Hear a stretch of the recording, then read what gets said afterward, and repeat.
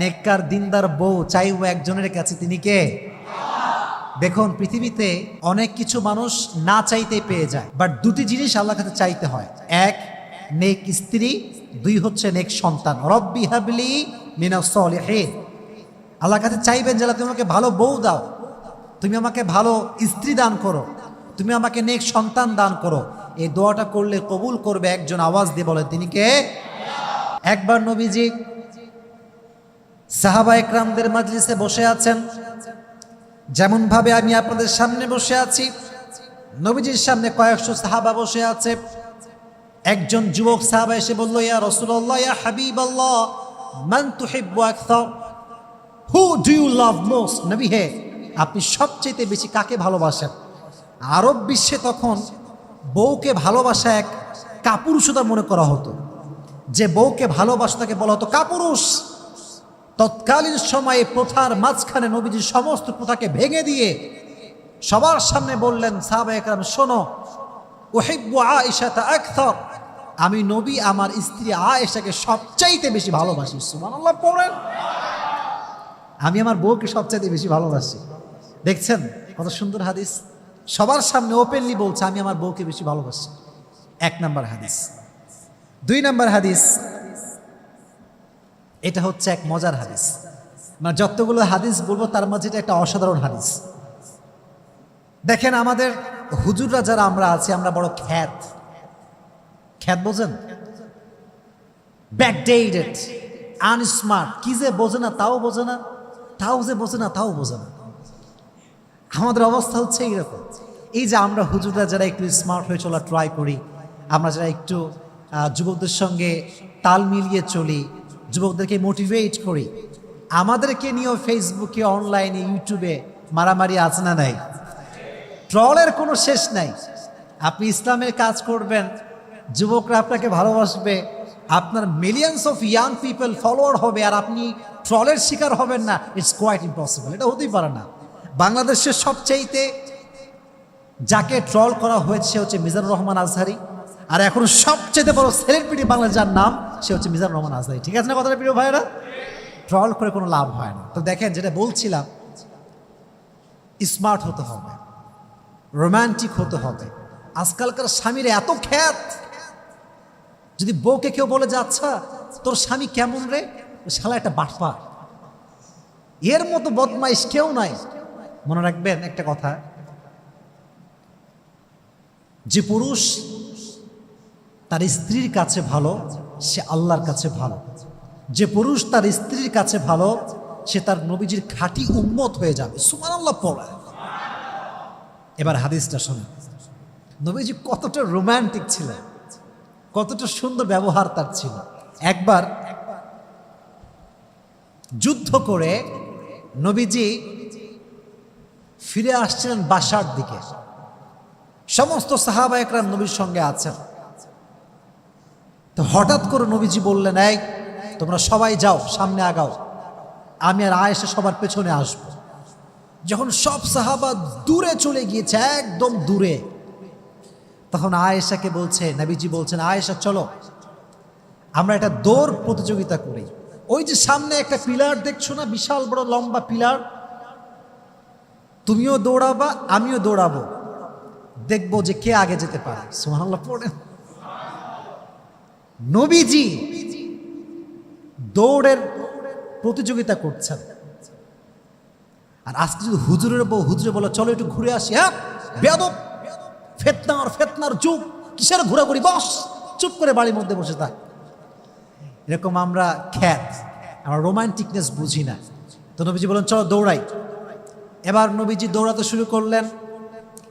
আয়েশা রাদিয়াল্লাহু তাআলা আনহা নবীজির সঙ্গে দৌড়াতে শুরু করলেন। দুজন দৌড়াচ্ছে, কিন্তু আয়েশা রাদিয়াল্লাহু তাআলা আনহা একটু স্লিম ছিলেন, পাতলা, আর নবীজি একটু বেশি, আয়েশার থেকে একটু বডি বেশি ছিল। মনে রাখবেন, যখন মানুষ দৌড়ায়, যে চিকন বেশি সে আগে যায়, আর যে একটু মোটা সে পেছনে থাকে।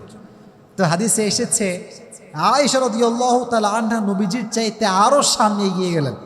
নবীজি আসার আগেই আয়েশা রাদিয়াল্লাহু তাআলা আনহা ওই খুঁটির কাছে পৌঁছে গেলেন। হাঁপাতে হাঁপাতে বললেন, নবী আপনি আমার সঙ্গে পারলেন না, আজকে আমি জিতে গেলাম, আজকে আপনি হেরে গিয়েছেন। সুবহানাল্লাহ পড়ে। রোমান্টিকনেস কাকে বলে? বউকে আদর যত্ন ভালোবাসা কাকে বলে? আবার আরেকটা হাদিসে আসছে, এইটা হওয়ার পরে আরো অনেক দিন পরে নবীজি আবার যুদ্ধ থেকে বাসায় ফিরছেন। এবার আয়েশা রাদিয়াল্লাহু তাআলা আনহা বলছে, নবী চলেন আজকে আবার হয়ে যাক, দেখি কে পারে আজকে। আগের বার কে জিতেছিল? আবার বলেন, আগের বার কে জিতেছিল? তো নবীজি বলছে, আগের বার হারছি, আবার যদি আজকে হারি মান সম্মান থাকবে না। তো নবীজি বলছে, ঠিক আছে চলো আজকে আমরা আবার ট্রাই করি, লেটস গো, শুরু করো, চলো যাই। এবার দুইজন দৌড়াতে শুরু করছে, কিন্তু হাদিসে এসেছে এবার আয়েশা রাদিয়াল্লাহু তাআলা আনহা আগের বারের চাইতে এবার একটু স্থূল হয়ে গিয়েছেন, একটু মোটা হয়ে গিয়েছে। তো যখন দৌড়াতে শুরু করেছে, নবীজি আয়েশার চাইতে একটু সামনে এগিয়ে গিয়েছে, আর দৌড়ে গিয়ে ওই খুঁটিকে ছুঁয়ে বলছে, আয়েশা হাদিহি বিতিলকা, আগেরবার তুমি আমারে হারাইছো, আজ আমি তোমারে হারাই দিলাম। সুবহানাল্লাহ পড়ে। তাহলে এই যে খুনসুটি ভালোবাসা, এটা স্বামী স্ত্রীর মাঝে রাখার দরকারটা যুবক ভাইয়েরা আছে না নাই? এজন্য এই হাদিস থেকে আমি এটাই বলতে চাচ্ছি যে স্বামী যদি স্ত্রীকে ভালোবাসে, স্ত্রী যদি স্বামীকে ভালোবাসে, আর সে আজিম থেকে খুশি হয়ে যায়, একজন জবান খুলে বলে তিনি কে? এবারে তাকবীর দেন, লিল্লাহি তাকবীর, লিল্লাহি তাকবীর। তাহলে বোঝা গেল নবীজি আয়েশাকে খুব কম ভালোবাসতেন, খুব কম ভালোবাসতেন। তো তোমাদের যখন বউটো হবে, তোমরা খ্যাত হবা না রোমান্টিক হবা? লজ্জা পায়, দেখছেন এখনই লজ্জা পায়। বলেন, খ্যাত হবেন না রোমান্টিক হবেন? নবীজি কি আনরোমান্টিক ছিলেন না রোমান্টিক ছিলেন? আল্লাহ আমাদের সবাইকে নবীজির মতো স্বামী হওয়ার তৌফিক দান করুক, সকলেই পড়া আমিন। এবার আর একটা মজার হাদিস শোনা। আচ্ছা বলেন তো, আফ্রিকার মানুষ দেখতে অনেক ফর্সা হয়, তাই না ভাই? তারা হয় নিগ্রো, অনেক কালো হয়, এটা আল্লাহর সৃষ্টি, এখানে হাসার কোনো কারণ নেই। তারা হচ্ছে নিগ্রো জাতি, অনেক কালো হয়। তো আরবে মাঝে মাঝে ইথিওপিয়ার লোকেরা আসতো, কালো দেখতে, তার বিভিন্ন খেলা দেখাতো, খেলা যেটাকে আমরা বলি সার্কাস। আমরা বলি কি? তৎকালীন সময়ের সার্কাস ছিল তরবারি দিয়ে খেলা। কি দিয়ে খেলা? তরবারি দিয়ে। তো হাদিসে এসেছে একবার তরবারি দিয়ে হাবশিরা খেলছিল, ইথিওপিয়ার লোকেরা খেলছিল। এটা হচ্ছে ঘর, এটা হচ্ছে জানালা। এটা কি ভাই? জানালা। তো মাঠে খেলছে। ইথিওপিয়ার লোকেরা কোথায় খেলছে? মাঠে। তো তরবারি যখন আমরা বাড়ি মারি একটা আরেকটার সঙ্গে, একটা আওয়াজ আছে না নাই? তো আওয়াজ শুনে আয়েশা বলছে, নবী হে, আমি একটু দেখতে চাই, আমার বড্ড মন চাচ্ছে, চলো না, নিয়ে যান আমাকে, চলেন একটু ঘুরে আসি। তো নবীজি কত ভালোবাসা, দেখেন কত সুন্দর হাদিস। নবীজি বলছে, ঠিক আছে, যদি তুমি পর্দা উঠায় দাও বা জানালা খুলে দাও, তবে তোমাকে মাঠ থেকে মানুষ দেখতে পারে। আর স্ত্রীকে কেউ দেখবে, এটা কোনো স্বামী কি সহ্য করতে পারে? বাংলাদেশে পারে? বাংলাদেশে সবই সম্ভব। আজকাল দেখবেন বাংলাদেশে স্বামী স্ত্রী মাশাআল্লাহ ব্লগ চলতেছে ধুমাইয়া, বউরে দেখাচ্ছে আরামে, মানে বউটা হচ্ছে তার ইনকামের সোর্স। বউয়ের রূপ দেখাবে, টাকা আসবে। নাউজুবিল্লাহ পড়লেন না আপনারা? তোমাদেরকে সবাইকে বলছে, যুবক ভাইরা শোনো, জীবনে হালালভাবে এত টাকা কামাবা যেন স্ত্রীকে দেখিয়ে টাকা পয়সা ইনকাম করতে না হয়। ঠিক না বলো যুবক ভাইয়ারা? এত টাকা কামাতে হবে তোমাকে, খালি বউরে দেখায় ব্লগ করে বেড়াচ্ছে। এটা বড় মারাত্মক ফিতনা। এটা আমার বউ, আমি দেখব, পৃথিবীর কেউ আমার বউকে দেখার অধিকার রাখে? এবার দেখেন আমার দিকে তাকান, হাদিসটা প্র্যাকটিক্যালি বোঝাচ্ছে। প্র্যাকটিক্যালি এটা হচ্ছে জানালা, এটা হচ্ছে মাঠ। তো নবীজি যেটা করলেন, জানালার কাছে এসে নবীজি দাঁড়ালেন। নবী ছিলেন আয়েশার সাথে একটু লম্বা, আয়েশা নবীর সাথে একটু ছোট ছিল। যখন নবী দাঁড়াইছেন, পায়ের যে গোড়ালি আছে এইটা উঠাই দিয়েছেন, ফলে লম্বা একটু কম হবে না বেশি হবে? লম্বা কম হবে না বেশি হবে? নবীজি পায়ের উপরে ভর করে লম্বা হয়ে দাঁড়াইছেন। খুব ভালো করে বুঝবেন হাদিসটার অর্থ কি। আর আয়েশা রাদিয়াল্লাহু তাআলা আনহা ঠিক নবীজির ঘাড়ের পেছনে মাথা দিয়েছেন, পুরো বডি নবীজির সামনে, শুধুমাত্র পিঠের এখান থেকে আয়েশার চোখ দেখা যাচ্ছে। চোখ দেখিয়ে আয়েশা দেখছে খেলা কেমন হচ্ছে, অনেকক্ষণ দেখেছে খেলা। নবীজি বলছেন, আয়েশা মন ভরছে নাকি আরো দেখবা? বলছে, নবী আমি আরো দেখব, আপনি আরেকটু দাঁড়ান। যতক্ষণ পর্যন্ত আয়েশার মন ভরে নাই ততক্ষণ পর্যন্ত নবীজি পাটা এমন করে উঁচু করে দাঁড়িয়ে আয়েশার মনোরঞ্জন করেছে। সুবহানাল্লাহ পড়ে। ভালোবাসা কাকে বলে? হ্যাঁ, কত সুন্দর ভালোবাসা। আর একটা হাদিসে এসেছে, এইটা কি, এইটা কি ভাই? মাশাআল্লাহ। পানি খাবো এটা বাহানা ছিল, একটা হাদিসও আছে এখানে। দেখেন কত সুন্দর হাদিস। আয়েশা রাদিয়াল্লাহু তাআলা আনহা যে গ্লাসে পানি পান করতেন, মনে করেন নবীজি এখান থেকে পানি পান করেছেন, না আয়েশা এখান থেকে পানি পান করেছেন, নবীজি আয়েশার সামনে ঠিক ওই মুহূর্তে গ্লাসটা নিয়ে আয়েশা যেখান থেকে মুখ লাগিয়ে পানি পান করেছে, নবীজিও সেখানে মুখ লাগিয়ে পানি পান করতেন। সুবহানাল্লাহ বললেন না? কি সুন্দর ভালোবাসার বহিঃপ্রকাশ। আর একটা হাদিসে এসেছে, আমি আগে বলেছিলাম যখন বিয়ে হয়েছিল আয়েশার বয়স কি বেশি ছিল না কম ছিল? আরো জোরে, কম না বেশি? দেখবেন যাদের বয়স কম ম্যাচিউরিটি কম, বয়স কম কাজের দক্ষতা কম। কথা ঠিক আছে না প্রিয় ভাইরা? দক্ষতা কম। তো যখন প্রথম বিয়ে করে আসছেন বাসায়, রান্না করতে পারে না, ভাত রান্না করতে পারে না, রুটি বানাইতে পারে না। তো নবীজি এতটা ভালোবাসতেন, শুরুর দিকে নবীজি নিজেই আটা, নবীজি ঠিকঠাক করে আটা ছেনতেন এবং নবীজি নিজেই আয়েশাকে রুটি কেমন করে বানাতে হয় হাতে হাতে শিখাই দিতেন। সুবহানাল্লাহ পড়ে। এই জন্য যুবক ভাইয়েরা যারা এসেছে, আমরা এই হাদিসগুলো থেকে আমরা যেটা বুঝতে পারলাম সেটা হচ্ছে এই, আজ থেকে আমরা বউয়ের সঙ্গে খাসটা মাসটা করবো, কোনো ভালোবাসা হবেই না। এটা শিখলেন নাকি আপনারা? ভালোবাসবেন তো ইনশাআল্লাহ? অনেকে ইনশাআল্লাহ বলতে লজ্জা পাচ্ছে, যেটা বলেন ইনশাআল্লাহ। নবী যেমন আয়েশাকে ভালোবাসতেন, আল্লাহ আমাদের সবাইকে সেইভাবে স্ত্রীদেরকে ভালোবাসার তৌফিক দান করুন। সকলে মন খুলে পড়না আমিন, আরো জোরে সোরে পড়না আমিন। এবার আসেন এক ঘটনা। আয়েশার জীবন নিয়ে কথা বলতে গেলে একটি ঘটনা আপনাকে জানতে হবে, এটা নাম হচ্ছে ইফকের ঘটনা। এটার নাম কি? ইফক। বলেন কিসের ঘটনা? ইফকের ঘটনা। এটা আমরা একদম শেষের দিকে আছি, আমরা একটু পরেই শেষ করে আমরা দোয়া করে দিব। আপনারা সবাই বিরক্ত হয়ে গেছেন নাকি প্রিয় ভাইরা? বিরক্ত হয়ে গেছেন নাকি আপনারা? তাহলে তাকবীর দেন, লিল্লাহি তাকবীর, লিল্লাহি তাকবীর। ইফক মানে হচ্ছে অপবাদ দেওয়া, অপবাদ। মাঝে মাঝে মিথ্যা অপবাদ আমাদের নামে আছে না নাই? মাঝে মাঝে নিজের নামে এমন কিছু শুনি যা আমি নিজেই জানি না। বন্ধু বান্ধবরা কয়, কিরে তুই নাকি 3টা প্রেম করিস? কি বেটা, আমি মেয়ে খুঁজে পাচ্ছি না বিয়ে করার জন্য, তুই 3টা প্রেম কই থেকে পাই? দেখবেন মাঝে মাঝে আমরা এমন কিছু শুনি যা আমরা নিজেরাই জানি না। তো অপবাদ, এটা হচ্ছে অপবাদের ঘটনা। হাদিসটা ভালো করে শুনবেন। একবার আয়েশা রাদিয়াল্লাহু তাআলা আনহা নবীজির সঙ্গে ফিরে আসছিলেন, ঘুরতে গিয়েছিলেন, ঘোরা থেকে ফিরে আসছিলেন।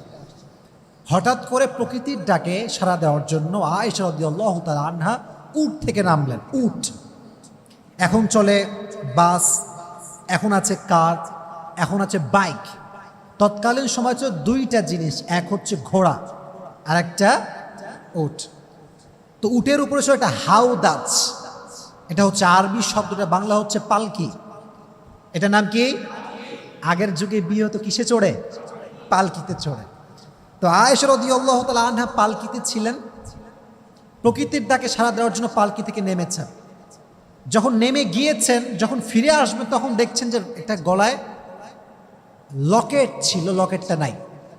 তিনি আবার গিয়েছেন লকেট খুঁজবার জন্য। লকেট খুঁজতে খুঁজতে এত দেরি হয়ে গিয়েছে যে পুরো কাফেলা আবার ফিরে চলে গিয়েছে। এখন বলবেন, হুজুর যারা উট টানছিল তারা তো অবশ্যই বুঝবে, কারণ একটা মানুষ উঠলে উঠের যে বোঝা এটা হালকা হয় না ভারী হয়? এর ব্যাখ্যা হচ্ছে এই যে আয়েশা অনেক চিকন ছিলেন, স্লিম ছিলেন, ফলে উঠলেও আহামরি বোঝা যেত না।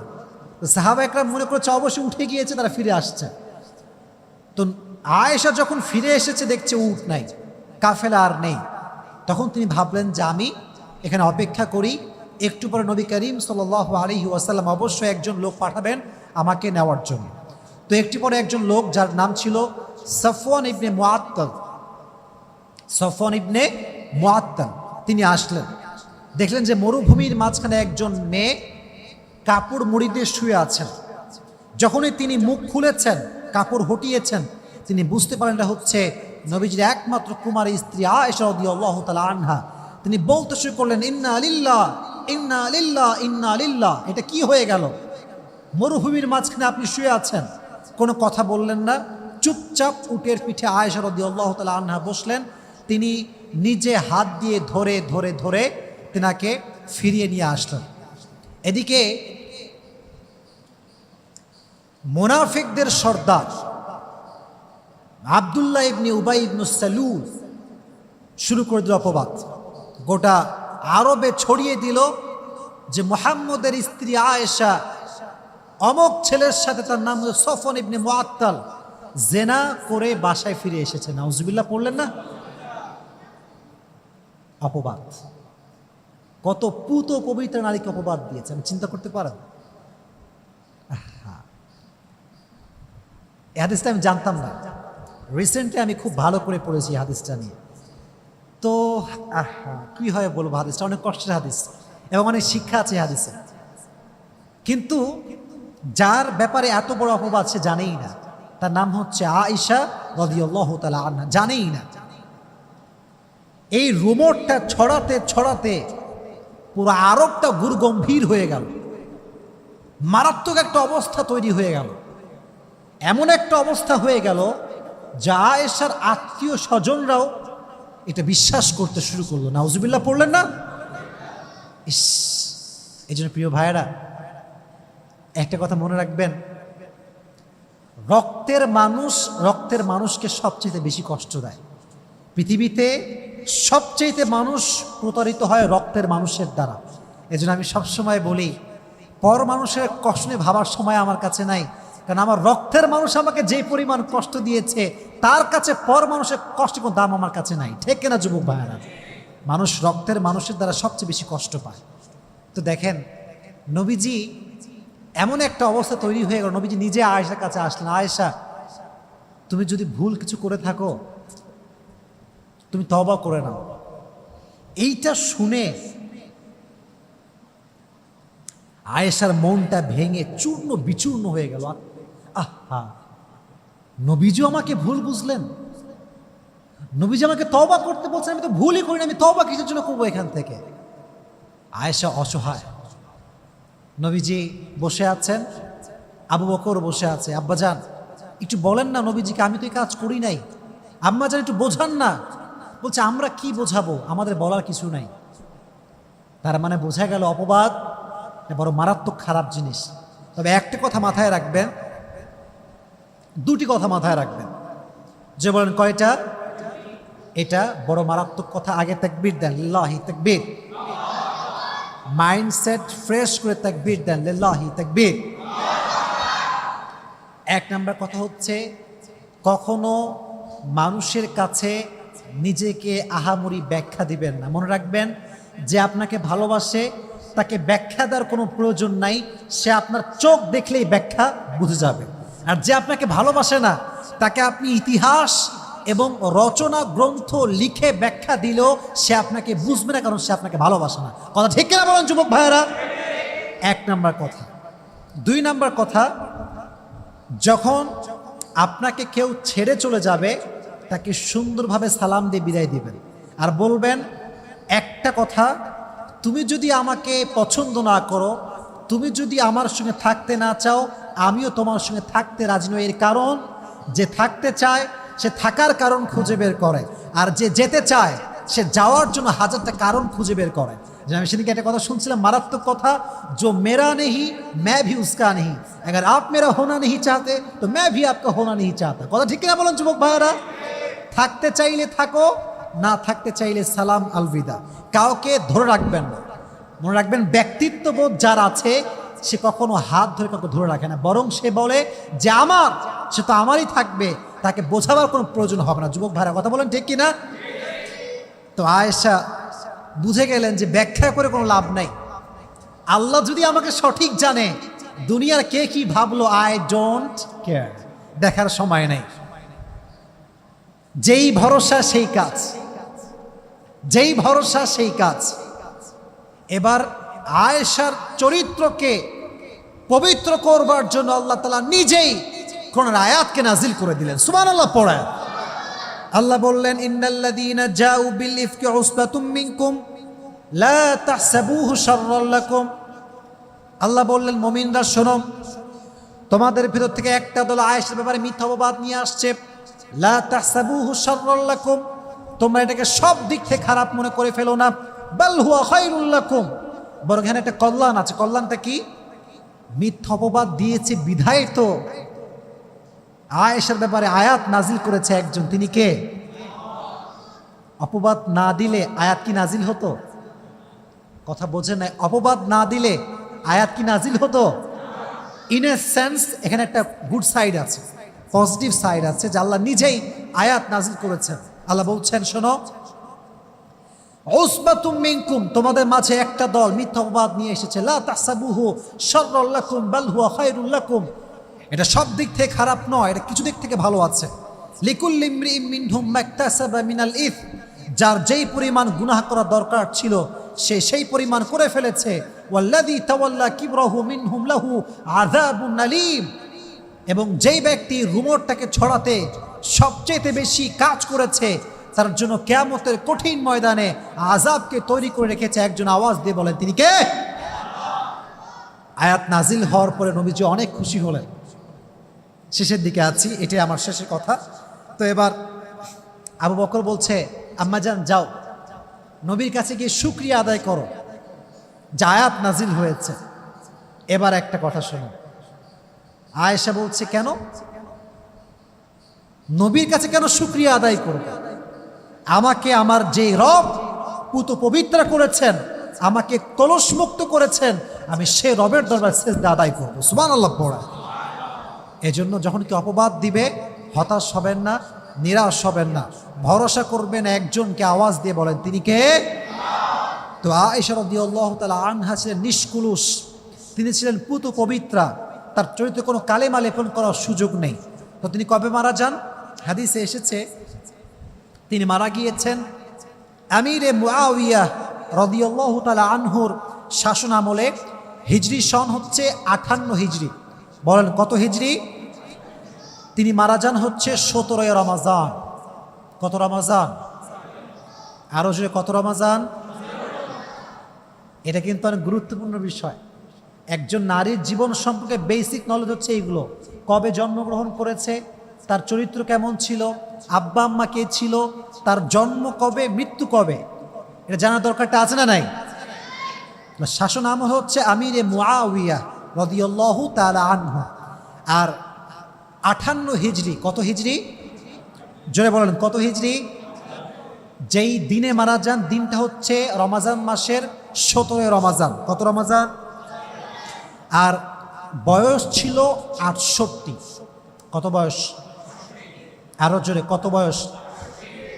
নবীজির স্ত্রীদের মাঝে সবচাইতে বেশি হাদিস যে স্ত্রী বর্ণনা করেছেন তার নাম হচ্ছে আয়েশা রাদিয়াল্লাহু তাআলা আনহা। সুবহানাল্লাহ পড়ে। নবীজির স্ত্রীদের মাঝে নবীজি সবচাইতে যাকে বেশি ভালোবাসতেন তার নাম হচ্ছে আয়েশা রাদিয়াল্লাহু তাআলা আনহা। নবীজি নিজেই একটা হাদিসে বলেছেন, দেখেন নবীজি হাদিসটা বলছি, খুব মনোযোগ দিয়ে শুনবেন। হাদিসটা হচ্ছে নবীজি বলছেন, হাদা কসমি ফিমা আমলিকু ওয়ালা তুআখিদনি ফিমা তামলিকু ওয়ালা আমলিকু।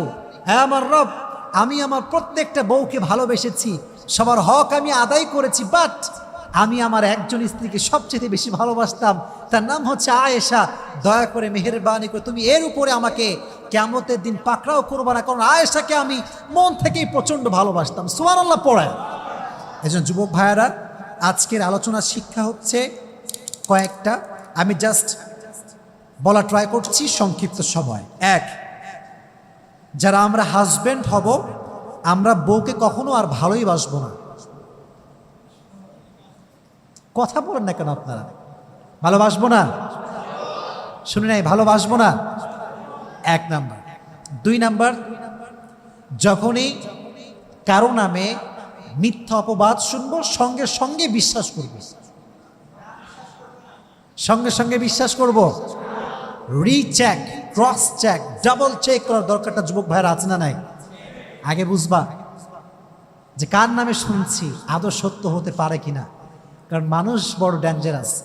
আর আজকাল তো ফেসবুক মাশাআল্লাহ আছে, কিছু হইলেই পোস্ট, কিছু হইলে কন্টেন্ট। আমাদের হুজুরদের কিছু হইলেই, যারা ফেসবুক ইউটিউব চালায়, কি যে পায়, মিলিয়ন মিলিয়ন ভিউ পাইলে মাথা খারাপ হয়ে যায়, খালি হুজুরদের বিরুদ্ধে লেগে থাকে। এরকম যুবক বাংলাদেশে আছে না নাই? অপবাদ শুনলে বিশ্বাস করা যাবে না। আর এখানে আর একটা কথা বলে দেই, আপন মানুষের পরিচয় তখন পাওয়া যায় যখন মানুষ মিথ্যা অপবাদ দেয়।